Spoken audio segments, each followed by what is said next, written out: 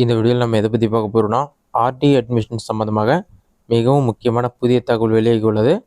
அது என்ன என்பதை பற்றி தான் இந்த வீடியோவில் நம்ம டீட்டெயிலாக பார்க்க போகிறோம். இதிலே பார்த்தீங்கன்னா ஆர்டி சம்மந்தமாக எப்போது முடிவெடுக்கப்படும் என்பது குறித்து கூறப்பட்டுள்ளது. அது என்னன்னு சொல்லிட்டு தான் டீட்டெயிலாக பார்க்க போகிறோம். இதுதான் தற்போது இல்லைனா முக்கிய அப்டேட். இல்லை என்ன சொல்லியிருக்காங்கன்னா, 25% இடஒதுக்கீட்டில் மாணவர் சேர்க்கை தொடங்குவது குறித்து வரும் 28ஆம் தேதி நடைபெற உள்ள கூட்டத்தில் முடிவெடுக்கப்படும் முடிவுகள் குறித்த விவரங்களை நீதிமன்றத்தில் தமிழக அரசு தாக்கல் செய்ய வேண்டும் என உத்தரவிட்டனர். அதாவது வரும் 28ஆம் தேதி பார்த்தீங்கன்னா ஆர்டி அட்மிஷன்ஸ் தொடங்குவது சம்மந்தமாக முக்கிய முடிவுகள் தமிழக அரசு எடுக்க உள்ளது.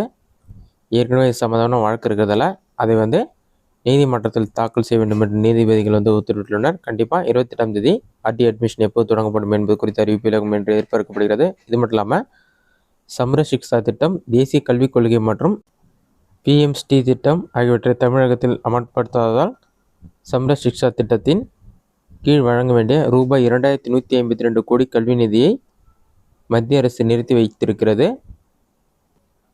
இந்த நிதியை வட்டியுடன் விடுவிக்க உத்தரவிடக் கோரி உச்சநீதிமன்றத்தில் தமிழக அரசு 21ஆம் தேதி மனு தாக்கல் செய்தது. அதில் கல்வி அமைச்சகத்தின் திட்ட ஒப்புதல் வாரியம் 2024 பிப்ரவரியில் நடைபெற்ற அதன் கூட்டத்தில் சம்ர சிக்ஷா திட்டத்தின் கீழ் தமிழகத்துக்கு ரூபாய் 3585 கோடியை அங்கீகரித்தது. இதில் 60:40 செலவு பகிர்வு திட்டத்தின் அடிப்படையில் ரூபாய் 2151 கோடி மத்திய அரசின் பங்காகும். இருப்பினும் தேசிய கல்விக் கொள்கையை தமிழகம் முழுமையாக ஏற்றுக்கொள்ள மறுத்து பிஎம்ஸ்டி பள்ளிகள் திட்டத்துக்கான புரிந்துணர்வு ஒப்பந்தத்திலும் கையொப்பமிட மறுத்தது.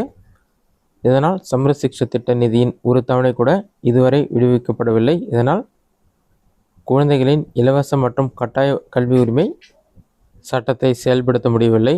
ஊதியம், ஆசிரியர் பயிற்சி, பாட புத்தகங்கள் மற்றும் சீருடைகள் போன்ற மாணவர் உரிமைகள், அரசு பள்ளிகள் மற்றும் விடுதிகளில் உள்கட்டமைப்புக்கு வழங்கப்படும் உதவித்தொகை நடவடிக்கை சீர்குலைந்தது. எனவே 1/5/2025 முதல் உத்தரவு நிறைவேற்றப்படும் தேதி வரை அசல் தொகையான ரூபாய் 2151 கோடியுடன் ஆண்டுக்கு 6% வட்டி சேர்த்து ரூபாய் 2291 கோடியை மத்திய அரசு வழங்க உச்சநீதிமன்றம் உத்தரவிட வேண்டும். மத்திய அரசுக்கும் தமிழக அரசுக்கும் இடையே முறையான எழுத்துப்பூர்வ ஒப்பந்தம் இல்லாததால் தேசிய கல்விக் கொள்கை, பிஎம்ஸ்டி பள்ளிகள் திட்டம் ஆகியவை தமிழ்நாட்டை கட்டுப்படுத்தாது என்று அறிவிக்க வேண்டும் என்றும் குறிப்பிடப்பட்டுள்ளது. இதுதான் தற்போதைய முக்கிய தகவல். தேசிய கல்விக் கொள்கையில் தமிழக அரசு கையெழுத்திடாததால் தான் மத்திய அரசு இந்த நிதியை நிறுத்தி வைத்துள்ளது.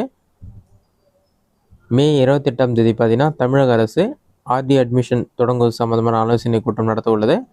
இதில் பார்த்தீங்கன்னா ஆர்டி அட்மிஷன் தொடங்கப்படுமா, தொடங்கப்படாதா அல்லது எப்போது தொடங்கப்படும் என்பது குறித்த விவரங்கள் அனைத்தும் வெளியிடப்படும் என்று கூறப்பட்டுள்ளது. இதுதான் தற்போதைய முக்கிய தகவல். இந்த வீடியோ உங்களுக்கு பிடிச்சிருந்தா லைக் பண்ணுங்கள். வேறு சின்ன கமெண்ட் பண்ணுங்கள்.